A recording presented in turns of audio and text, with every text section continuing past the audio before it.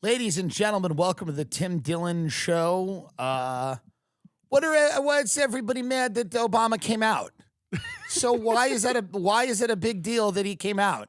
I think it's right. The little twink from Stranger Things came out, and then they're honoring him.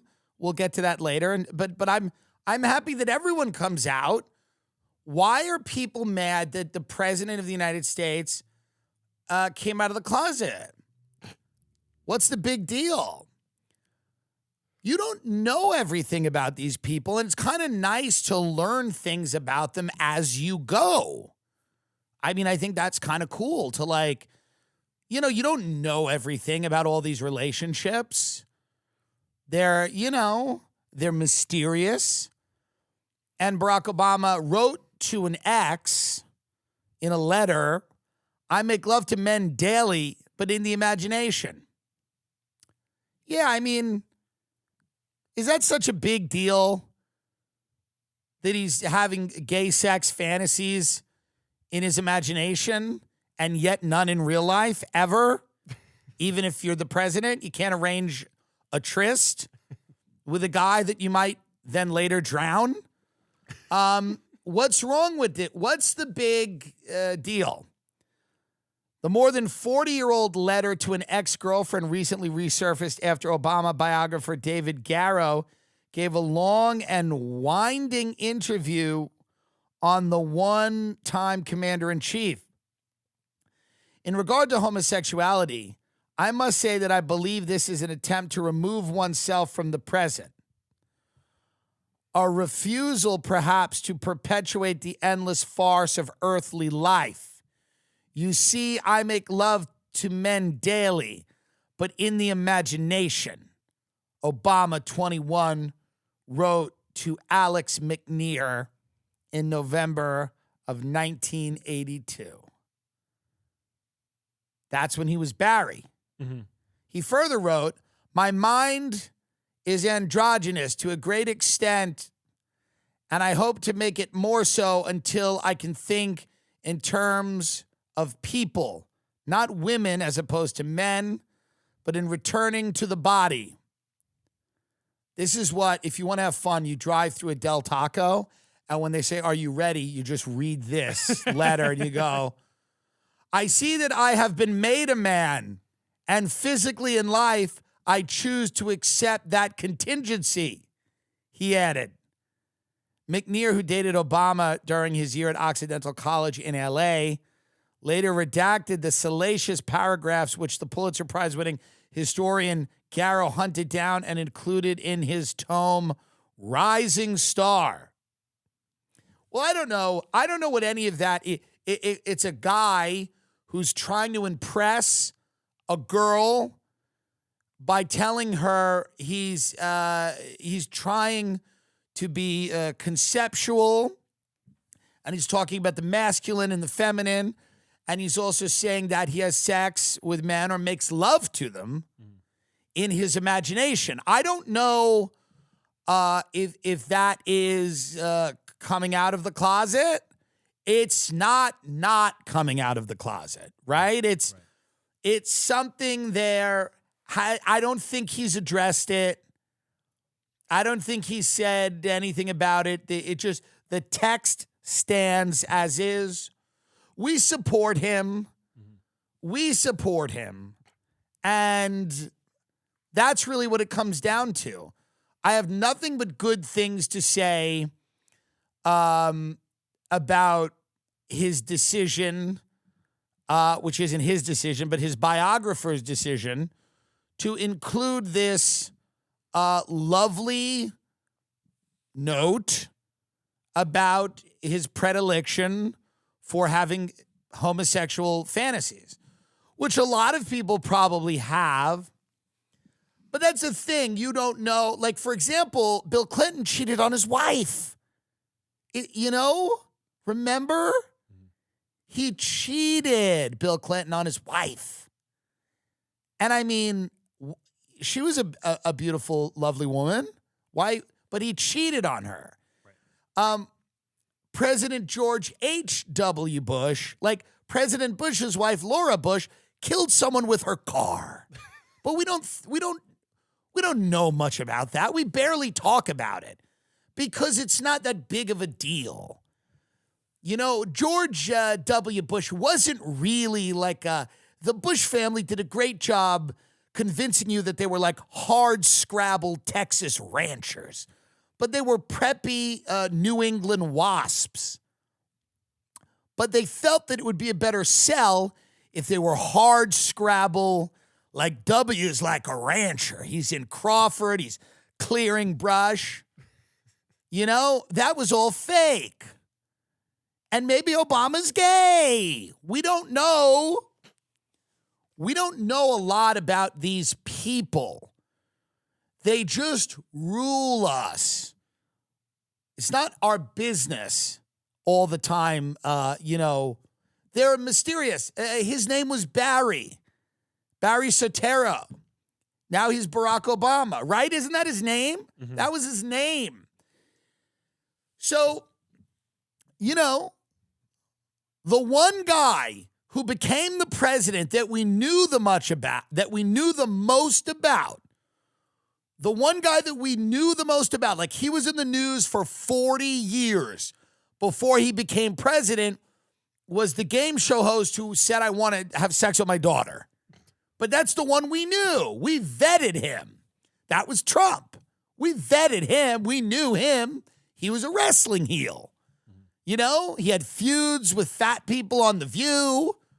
We knew him. The rest of these people, we don't know them. We don't know them at all. And then we retroactively get to know them because somehow whenever they get into the public eye, there's like 12 biographies of them that are ready to go, just ready to drop. And there's all of these biographies that they all supposedly, they had all this time to write these biographies and run for president and be a senator. And then we get to know these people retroactively. They reverse engineer who they are after they are already in our consciousness. The only one we actually knew the whole time was Trump. Mm-hmm. For all of his faults. I mean, that's interesting, but he's the only one that we kind of knew. Most of them, like Bill Clinton, they just kind of pop up. He's the governor of a state that nobody thinks about. No offense, Arkansas, but I don't think I have any dates there coming up. So, but it's true. Nobody thought about Bill Clinton before he became the president, and then he became the president, and then we got to know him. He likes a little on the side. He likes a little on the side. He likes a little puss. That's what his deal was. He wasn't doing this for his health. Sure, you know, he liked the idea of, people getting some health care and keeping crime low or whatever else he did in there, the Welfare Reform Act. But he liked pussy. That's what he did. And we don't know much about Barack Obama. He's cool. He played basketball. He met his wife when they were both young in law school. And that's all we know about them. So when we find these things out, and maybe he's really not gay, maybe he's a little bi, or maybe he was just trying to sound smart in that letter by over-intellectualizing the things he was saying. I don't know. But I'm not mad at that. Speaking of coming out, Variety had their Power of Young Hollywood Summit 2023, the power of young Hollywood. Young people in Hollywood that have power, and they're powerful. The Variety, and it was a lovely day. And the Stranger Things guy, who I respect, Noah Schnapp, which is nice that he came out. I think he said he came out because his character was gay. And he said, I think that's what he said, which is nice. Anyway, you know, whatever. All's well that ends well. But go to his Instagram. He keeps making this face, which we have to address. And someone has to get this clip to him because this has to stop. Go to the left, top left. He's being honored at Variety, close up on the face. What is this? It's smoldering. I don't know what he does with this all the time. Be a human being for a minute. Like, he's always ready to launch into that face all of the time. And it's almost like, is he getting work done? He's 12 years old. But we're honoring him for his long and storied career and how hard it's been for him coming out in 2023. But we like him. This face has to stop because everything he does, he launches into this. And I know it's like the sexy face, but it's like, just smile a little bit. This other guy was interesting. There was this interview of a guy named Brett Gelman Rock, who I don't even understand sometimes now when young people are speaking, and he's being interviewed by this guy Zach Singh on the Variety red carpet. And I don't know who all of these people are. Some of these people were actors and actresses like Sydney Sweeney, like people that you would know. And some of them were influencers, like this guy, Brett Gelman Rocker. I think that's his name. Bretman Rock. Bretman Rock. Brett Gelman is a comedian, yeah. Who's Brett Gelman? He's he's kind of like a character actor. All right, whatever. We don't need that. So this guy, Bretman Rock, is a Filipino beauty influencer. Mm-hmm. And he does this interview with this guy, Zach Singh, and for the life of me, I can't fully understand what is transpiring between both of them. I imagine it's a conversation, but it's on the red carpet. It's like the craziest thing I've ever heard. Here it is. There it is. Now, listen to this. Now, again, it's just, I'm trying to understand and decipher what is being said here. Interview is, you really killed it. Oh, we ate that shit up, girl. I'm like, the whole world knows how I got circumcised now, thanks to you. Girl, that was supposed to be a book exclusive, but it's all over Zach Sang's YouTube channel, girl. Tens of millions of views later, with actually. views on, and you had the nerves to put it on TikTok. I'm like, girl, she wants the whole world to know. So there's a longer interview. Find that on YouTube, but all that people do now when they're actually in real life is just talk about the internet, things that happen on TikTok, and no one can have any type of conversation on one of these red carpets without, it's almost like people are nervous that they have to say something that isn't related to some TikTok they watched or some fucking video that's out there. They just simply cannot have any conversation without mentioning an app. It's constantly like they're constantly mentioning an app. And this is some more of this red carpet interview. Yeah, this is a full thing. Which again, I'm trying to decipher and understand what is happening. At one point, this person starts talking about chickens. Here, just. Hello. Hi, Bretman Rock. Hi, Zach Sang. I hear you want to, you want to be on the movie screen. You want to do IMAX. I'm telling you, girl, my ass is too fat for the phones. Now, I need the first guy's interview question is, you want to be on the movie screen. You want to be on the IMAX. I mean, this is like, this is the interviewer, and the first question is like, this guy looks like an embarrassed guy who just like showed up and they threw him out on the red carpet with a microphone. But continue this because it is a fascinating look into, I just fully don't understand culture at the moment. IMAX screen to fit in, honestly. What do you want to do on the screens? What do I want to do on the screens? Just the Bretman Rock shenanigans, honestly, girl. If me and my chickens could walk across that screen, actually, let me just pitch my shot right now. Moana, I would love to be the chicken. You're my favorite. Yeah. Oh, thank you. You're my favorite. Our last interview is, you really killed it. Oh, we ate that shit up, girl. I'm like, the whole world knows how I got circumcised now, thanks to you. This guy can't even keep his composure. That was supposed to be a book exclusive. But it's all over Zach Sang's YouTube channel, girl. Tens of millions of views later, with actually. views on, and you had the nerves to put it on TikTok. I'm like, girl, she wants the whole world to know.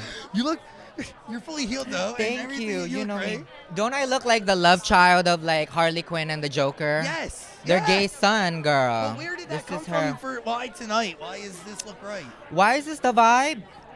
Girl, I just wear anything Brian Meller puts me in, my stylist. So he said this is the vibe, and then it's the vibe. And it is the fucking vibe. Yes. So life is good for you? Life is good. Back home, not so much. You know, with everything going on in Maui. Prayers to Maui. Yeah, everything. There's nothing better than just the obligate, yes, prayers to Maui. This no good. Girl, if my chickens could get on an IMAX screen, prayers to Maui. And then he immediately changed. Like, there's nothing better than the immediate reversal where the interviewer's like, no, I know. That's sad. It's fine. My chickens are fine. Thankfully, it's on a different island in LA. So. No, but real talk. This is a real conversation that should happen. I know, and we're doubting that, but it is. Yes, Thank you. I have Zach. a bunch of donations and more information in my YouTube channel. Not YouTube channel, in my stories. Not my YouTube channel. Go, Bretman Rock. Please. Again, we'll link it. Pray for Maui. Please. I love you. It was good to see I you. love real you. quick. I'll see you inside. Yeah, This is whatever the power. inside This is means. the Variety Young Hollywood Power Summit. The power of young Hollywood. Pray for Maui. With that guy. And part of the problem with the new generation of actors and actresses is like some of them are very talented, but like get up that picture of Brad Pitt and Angelina Jolie and Gwyneth Paltrow. So here's the photo of Brad and Gwyneth, and they're kind of, what I like about this is they're over it. They kind of don't want to be there. It's like a cool vibe of kind of like, fuck you, it's a waste of our time, which is, again, I like that's what that's what like a Hollywood actor and actress who are in the prime of their career should be. And then there's just the next photo here where everybody just seems a little too happy. They're a little too hungry. They wanted a little too much, except the gentleman who's in the turtleneck pulled up over his face. I do like that. But it's just, they're too happy. And all the people that went to it, I was seeing their Instagrams and they were all like, thank you, Variety. Thank you. Mm-hmm. I'm grateful. Thank you for having me. I am grateful for being here. And it's like, that's not the energy. That's not the vibe you should have. The vibe is like, oh, that bullshit. Mm-hmm. That's cool. Go back to Brad and Gwyneth again. This is the vibe. There it is. Like, fuck you. This is a waste of our fucking time. Not like, thank you, Variety. Thank you. It means everything to me. It's like, no, it's a fake award. You got it because you're hot. Just not care. Mm-hmm. Be kind of cool a little bit. I was talking with a friend the other day, and he said to me, he goes, I think I have to choose between better hair growth and my health. And I said, no, you don't. And he goes, I believe that's the choice I have to make. I said, no, you don't.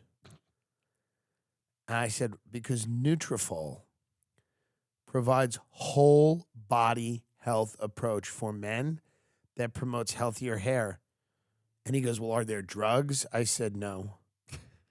And then he said, are there compromises? And I said, no. And he goes, what is it? I said, just better hair. Men think that losing their hair is inevitable. Take control of your hair's future with Nutrafol's science-backed hair growth supplement for men. Did you know that 80% of men will experience hair thinning in their lifetime? It's normal, but it doesn't have to be your fate. Do you get that? Like, the concept of fate is very interesting because there's people that are fatalists who believe that everything happened is preordained and they lack the ability to stop it. But then there are people that understand that life is an adventure, a journey, and that you are in the driver's seat. And in the chaos, you can carve out a path that is both meaningful and impactful.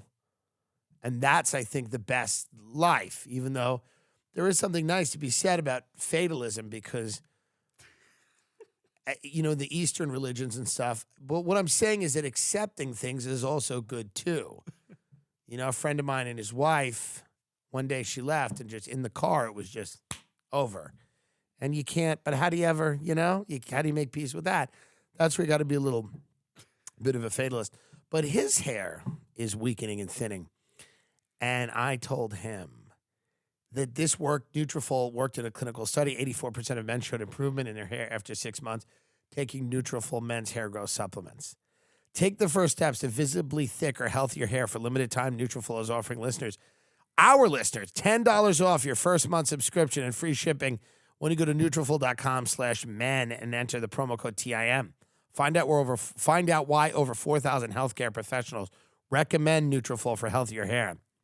Nutrafol.com/men. Nutrafol.com/men. Nutrafol.com/men. Enter the promo code TIM. That doesn't mean you're gay if you do that /men. Nutrafol.com/men. Promo code TIM. I've been fascinated. And by the way, Australia, I've been fascinated by a story coming out of Australia. And I want to tell the Australian people in no uncertain terms that I am going to be in your land in October. I'm going to Brisbane. I'm going to Perth. I'm going to Melbourne. I'm going to Sydney. I'm going to Adelaide. I'm even hopping over to New Zealand, and I'm going to Christchurch, and I'm going to the other one, the other place. Auckland. So I'm telling you right now, you got to buy tickets for those at timdilloncomedy.com. I have been fascinated by this story about a woman who potentially poisoned her guests at lunch with something called the death cap mushroom. The death cap mushroom, I'm not even going to try to pronounce the scientific name, but it is native to Eurasia. It was introduced to the United States. It is sometimes they call it a destroying angel or something. It is a mushroom that is the most highly toxic mushroom you can eat. It causes liver failure, kidney failure, all kinds of problems within 12 to 48 hours. Most people that have ingested this mushroom are dead or dying. And this mushroom looks like other mushrooms. Like it has, I was eating a wild mushroom omelet the other day. It's part of my meal plan.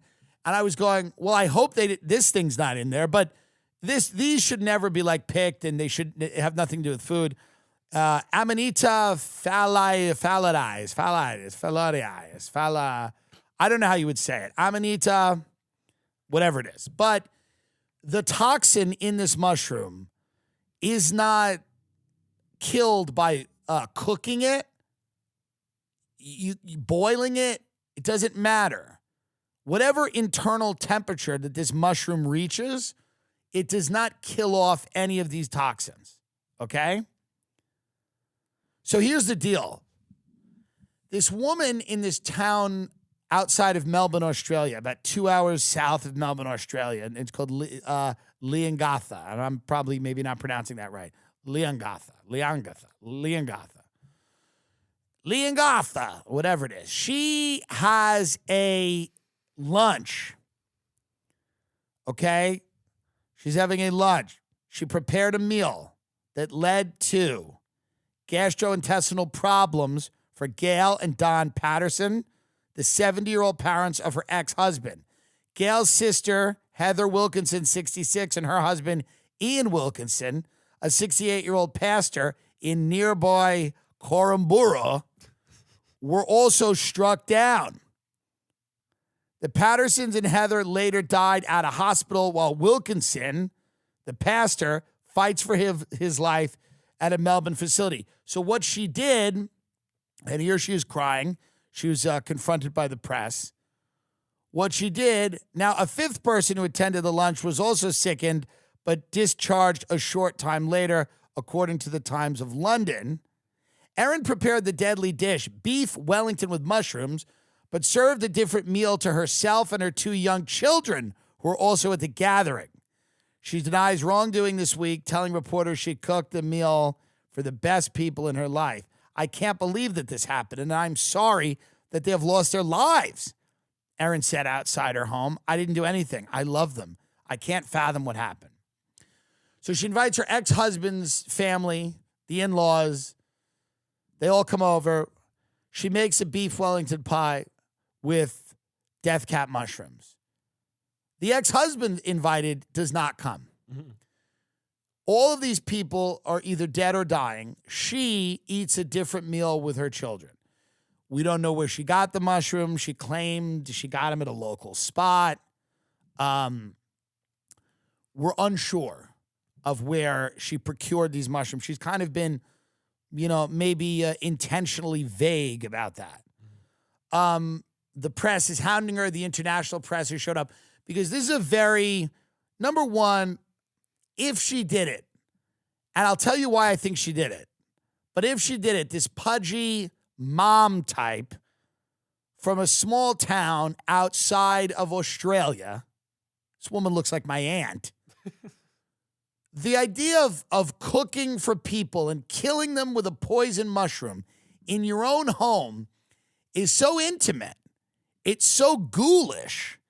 It's so, it's out of a fairy tale, right? Mm-hmm. This is like Hansel and Gretel where they fatten up the kids to throw them in the oven. It's one of those things where we think of poison foods as like the poison apple.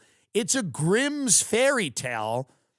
Sweeney Todd, putting the people in the pies. It is something that captures our imagination. And I think that's why people are riveted by this. Now, here's why I think she did it, because her ex-husband had a mysterious gastrointestinal problem. Her ex-husband, Simon Patterson, reportedly spending 16 days in an induced coma with a mysterious gut illness last year after eating food served by her. Simon suspected he had been poisoned by Erin, a source told the Herald Sun. There were times he had felt a bit off, and it coincided with when he spent time with her. I think she's getting off poisoning people. And I gotta be honest, I like it. I like it because it's something we haven't seen. This is a new type of villain. We know about Munchausen's by proxy, where the parents make their kids sick. So the parents get all the attention. They keep going to the doctor. They keep making their children sick. It's very heinous. This is kind of interesting. There's this chubby mom in rural Australia who's poisoning her husband, like she poisoned her husband. And he stayed in a coma for 16 days. And he somehow made it out. And she decided to poison her entire family with these mushrooms. Kill them all. Because she never got caught. This is why. She never got caught when she did it to the husband. They said it was a mysterious gut illness. He didn't die. She might have been thinking to herself, maybe they'll all die, but maybe it won't be traced back to me, or maybe it'll all be some mysterious illness. They'll write it off as a weird pathogen. But they were able to identify the toxin, the mushroom. But I think she thought you could just do this. I think she thought you could do it and get away with it because she had gotten away with it with the husband. I think she thought, I can just poison people. I'll invite them to my home. I'll make them a beef Wellington pie, which does sound good. And they'll die. And we'll just assume it was a great tragedy and we won't be able to link it to the ingredient that killed them. Mm-hmm. She goes, no one will quite know how they died because she's probably kind of a simpleton. Even though she's poisoning people, she's probably reading about these mushrooms online. She probably doesn't know about the diagnostic tools that maybe the police would have in a situation like this, or even though there's DNA and there's all this stuff, you would think that she'd be smart enough to know. And if she knew, she didn't care. But I think maybe she thought she was going to get away with it. Now she's crying. Get up the video where she's crying. She comes home The international press has descended on her home. Blue Chew is a unique online service that delivers the same active ingredients as Viagra, Cialis, and Levitra, but in chewable tablets. And at a fraction of the cost. You can take them anytime, day or night, so you can plan ahead or be ready whenever an opportunity arises. The process is simple. Sign up at BlueChew.com, consult with one of their licensed medical providers, and once you're approved, you'll receive prescription within days. The best part, it's done online. So no visits to the doctor's office, no awkward conversations, and no waiting in line at the pharmacy. Blue Chew's tablets are made in the USA, born in the USA, and prepared and shipped direct to your door in a discreet package. It works. People love it. Everyone loves it. Everyone I know takes it and then in a group chat shows how big their dick is after taking the Blue Chew. and it's heterosexual. Blue Chew wants to help you have better sex. Discover your options at BlueChew.com. Chew it and do it. And we've got a special deal for our listeners. Try Blue Chew free when you use their promo code TD at checkout. Just pay $5 shipping. That's Blue Chew, promo code TD to receive your first month free. Visit BlueChew.com for more details and important safety information. And thanks Blue Chew for sponsoring the podcast. Look at the Princess Diana bear. You need some Blue Chew. It's a tragedy what's happened. Can you tell us about the meal that you cooked? She doesn't seem that upset. I'm so Yeah, this is... devastated by what's happened, by the loss of Don. Don is still in hospital. The loss of Ian and Heather and Gail. You know what this looks like? You know what it reminds me of? It's like a bad audition tape. When you're looking at self-tape and somebody's auditioning for, Donnie's still in hospital and Heather, she's not selling it here. And it's noticeable how not upset she is. Some of the best people that I've ever met. Gail was like...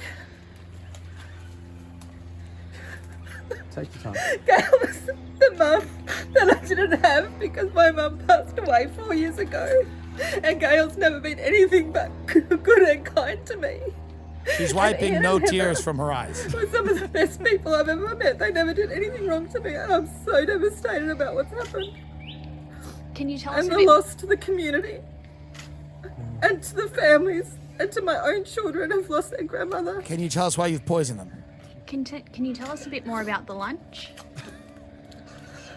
We started with a salad.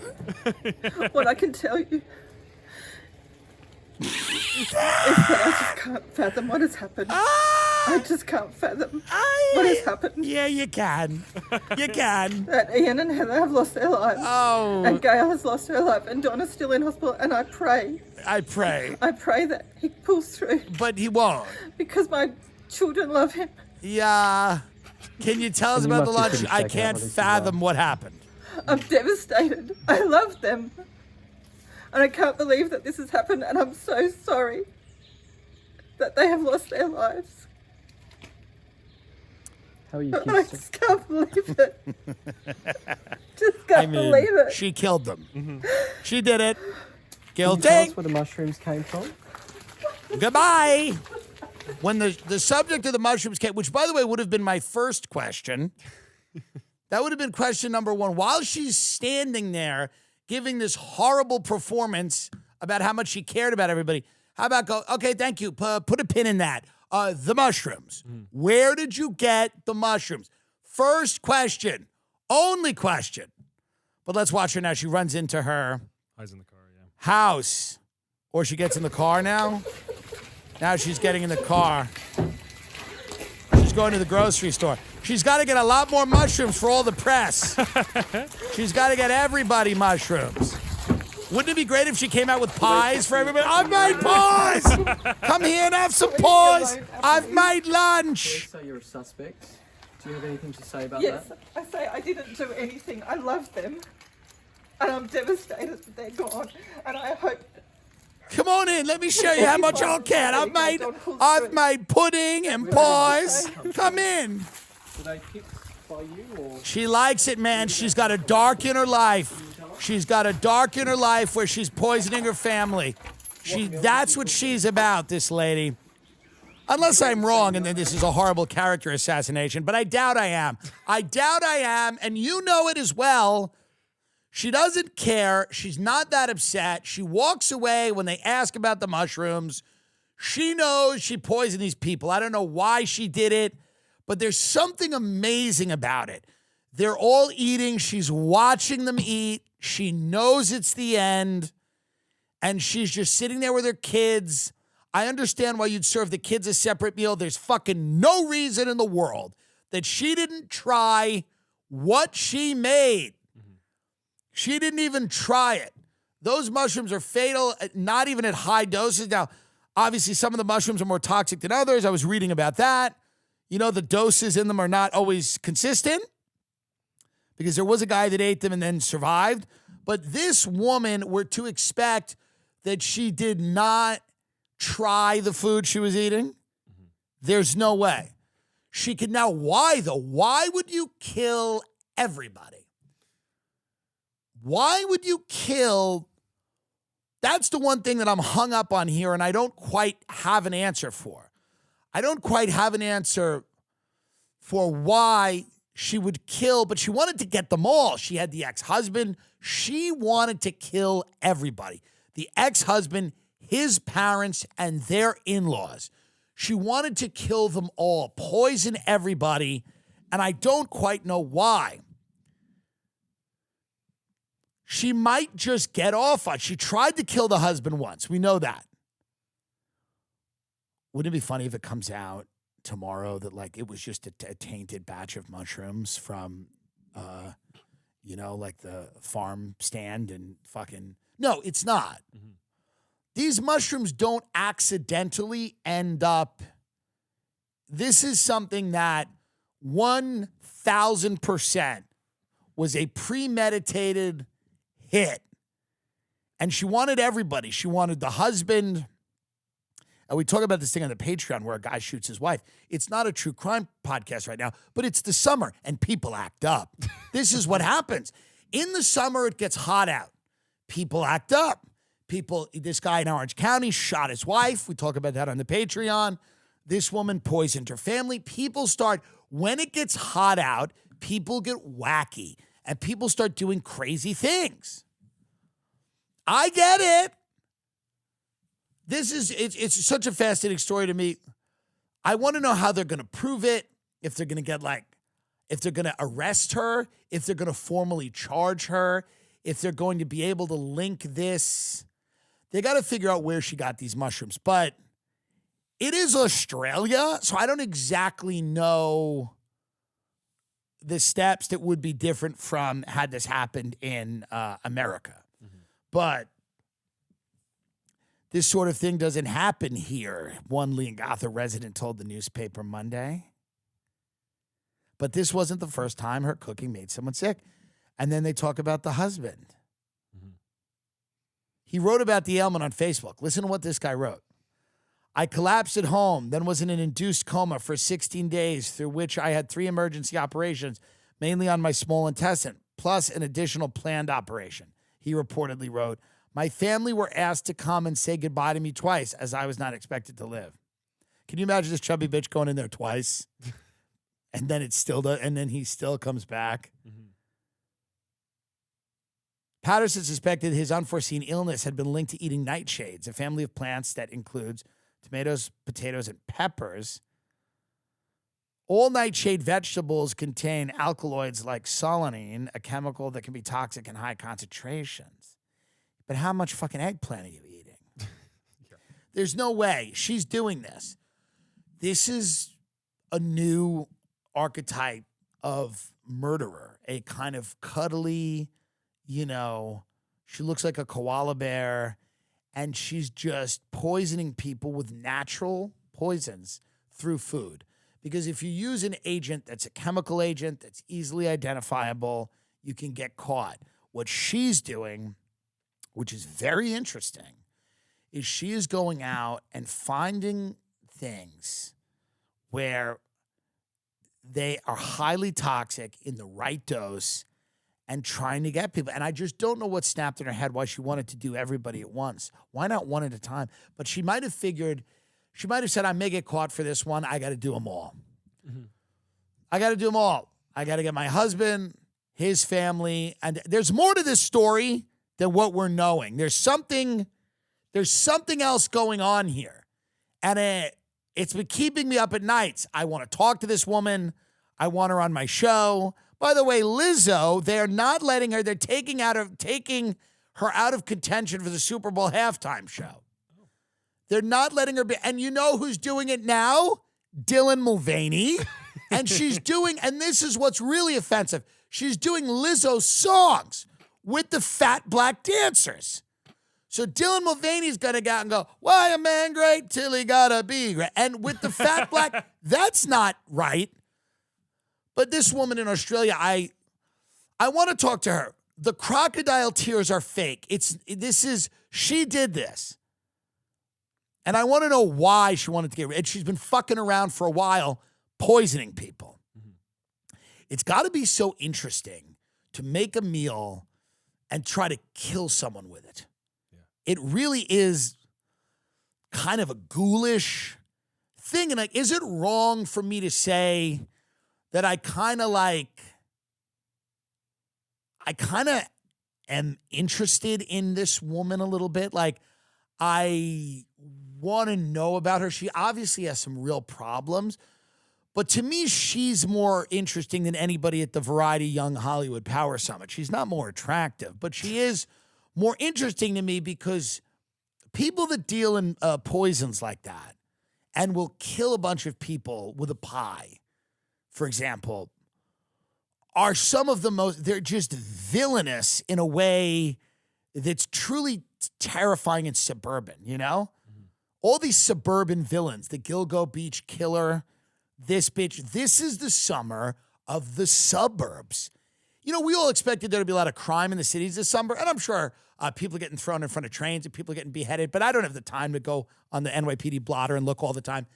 But that always happens. Gunshots always, rise. But this summer, the truly interesting cases have been of kind of suburban pool and patio types having these dark inner lives and killing people. And it's very, very fascinating to me. These are always the ones that get you. It's the guy or the mom in their mid-size crossover hybrid SUV.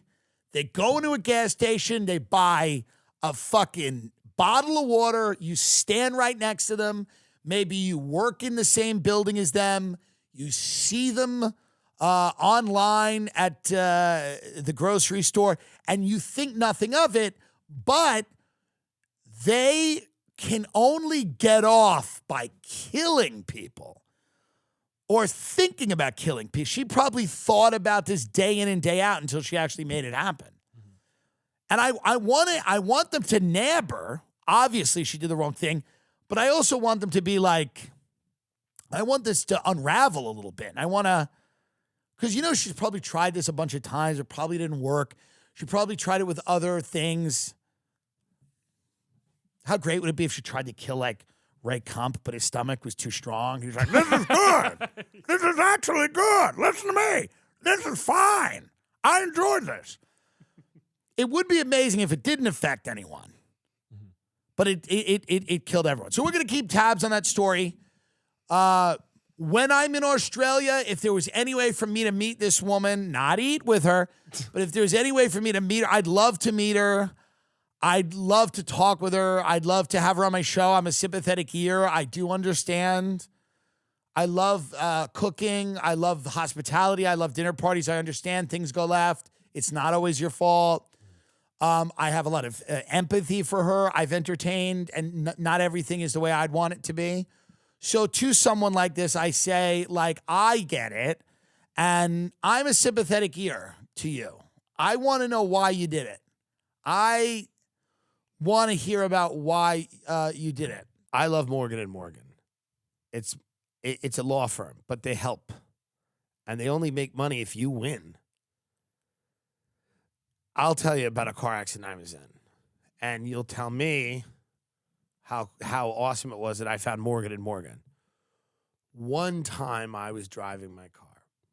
I was driving it 10 and 2. You know, I was doing everything right. I was sober, and I was driving my car. Driving it down the road, listening to that song, I Got Money in the Bank, Shorty, what you drank. A long time ago. And I was hit. Not good. As I was driving straight, a woman hit my car because she was not paying attention. And I was like, I had an injury. And I was in a lot of pain. And I was confused, disoriented, and angry, sad, scared, alone. And I was feeling hopeless because I'm like, I wish there was a personal injury law firm that would take this case. But I said, it's got to be so hard. But then the reality was I found Morgan & Morgan, and submitting an injury claim with Morgan & Morgan is so easy. It's more like using an app than hiring a lawyer. Submitting a claim to Morgan & Morgan, submitting a claim to Morgan & Morgan is as easy as pie. Submitting a claim to Morgan & Morgan is as easy as pretending you don't see the 5 p.m. email from your boss. With Morgan & Morgan, submitting a claim is as easy as hitting snooze on your alarm for the 8th time. Submitting a claim to Morgan & Morgan is as easy as swiping right on a dating app. Submitting a claim to Morgan & Morgan is as easy as watching the planes fly into the towers and then accepting the official narrative and going to war in 2 countries for 20 years. Now, which one didn't they write? If you're ever injured, you could check out Morgan & Morgan. Their fee is free unless you win, and they win, which means you win. For more information, go to forthepeople.com/Tim or dial #law, #529 from your cell phone. Or the Obama phone that you got, the free one. That's forthepeople.com/Tim or #law, #29 from your cell. This is a paid advertisement. So something that's going on this summer, which I do not support, is Salt and Straw, the ice cream place from Portland, which is partially owned by Dwayne "The Rock" Johnson, has lost their fucking mind. These are some of their flavors this summer. Chocolate potato salad, spiced mustard ice cream, potato chip cookies, fudge. What the fuck is going on, Dwayne Johnson and the fucking lesbian Wiccans that own Salt and Straw? Baked brie and fig cheesecake, brie cheesecake ice cream, candied Ritz crackers, thick fig jam. What's happening? Cinnamon and honey fried chicken served by whites. Spiced vanilla ice cream, bits of fried chicken croissant. So I now here at the Tim Dillon Show, I'm going to try these flavors, and then I'm going to unalive myself right afterwards as a protest because Dwayne "The Rock" Johnson, doesn't he have enough fucking money? Someone get to him and tell him that this is crap. I'm going to try these ice creams because they're insane. Salt and Straw is always doing shit like this. Like they have olive oil flavor, like olive oil and goat cheese ice cream. It annoys everybody, and it's wrong. We've got 75,000 homeless people here now, and I think it's a little weird to have basil ice cream and avocado, all that shit. So the first one I'm trying is chocolate potato salad, and this is the mustard flavored ice cream, which I think is probably heinous. Now, it would be a great bit if I ate 4 pints. Like if every single pint, I just ate the entire pint. As I was talking about how gross it is, I was like, this is horrible. But I am going to try this now. I don't know why you would even make this kind of ice cream. This is mustard flavored ice cream with fudge and potato chips in it. Not good. It's not good. It's not good. It's not good. This is, if you're listening to this, this is a visual gag. That was not good. I know that we were thinking like and maybe it would be good. Mhm. Not good. Now we're going to try cinnamon and honey fried chicken. I don't know if this is going to be good or not, but again, not really. I got to be honest. Not really. They're just fucking up over there. It's not good. Not terrible. Baked brie and fig cheesecake.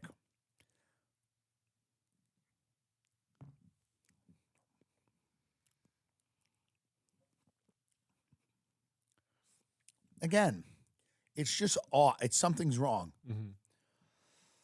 Something is wrong. It's just not, it's truly not great. Like you can try all of these. I have people in the studio. You can all try them.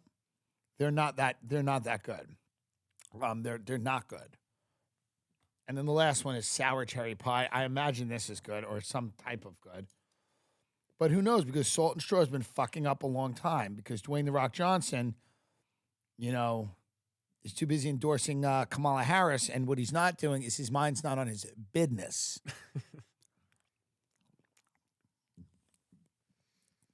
That's not bad. That's not bad.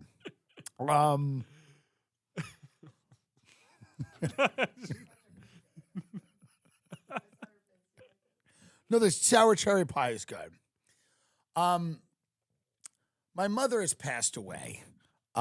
This is something we should say, and I should say it while after I eat the ice cream. And it's very sad. It was, you know, obviously it's very new. It's a new development. But she was suffering at the end of her life, and it's hard when someone's suffering. I've talked about it multiple times. We're cremating. I'm not choking up. I'm coughing on the mustard fucking ice cream. It's literally heinous. It's heinous. It's heinous. We're cremating her because that's what she wanted. We're scattering her ashes, and she loved Hawaii. This is a fact. She went to Hawaii as a young person all the time. I'm asking a question. I'm asking a question now. I'm asking a question. I don't know if this is the case. Is it bad taste if I go to Maui with an urn of my mother's ashes and scatter them in the ash? That is that wrong, or is it beautiful? Is it actually beautiful? Or are the people going to get mad at me if I do that? I mean, serious question. Are the people going to get mad at me because apparently their tragedy is the only tragedy we have to think about right now, right? But I think if I went there with ashes, and I would say that to them, I would say, I'm here with my mother's ashes in Maui. And I'm here, you know, and and I'm not here to help. And I'm glad there are people that are there to help, but I'm not there to help because I got my own thing. And I imagine the Four Seasons is unaffected. This is what we've Googled. Mm-hmm. And I would stay there, of course. But I just want to know, is that a bad look if I go to Four Seasons with my mother's ashes? I don't know. Fuck Salt and Straw. Stop doing this with the summer flavors. They are heinous. You know, they're not good. The sour cherry pie is good. But everything else is bad. TimDillonComedy.com. On Patreon, we have an amazing episode this week. And I'm all over the place. Come see me live, TimDillonComedy.com, to grab tickets. Thank you, and good night.